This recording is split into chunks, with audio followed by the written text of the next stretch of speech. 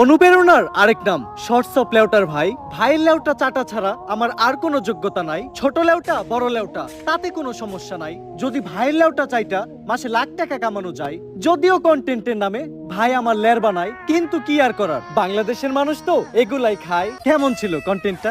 Content?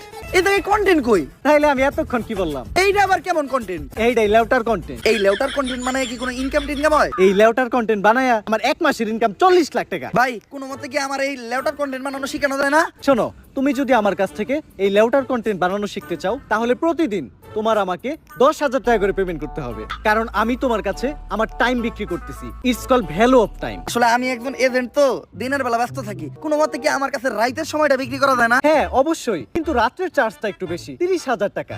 দিনের charge এত কম, রাইতের চার্জ এত বেশি কে? It's call hello back side.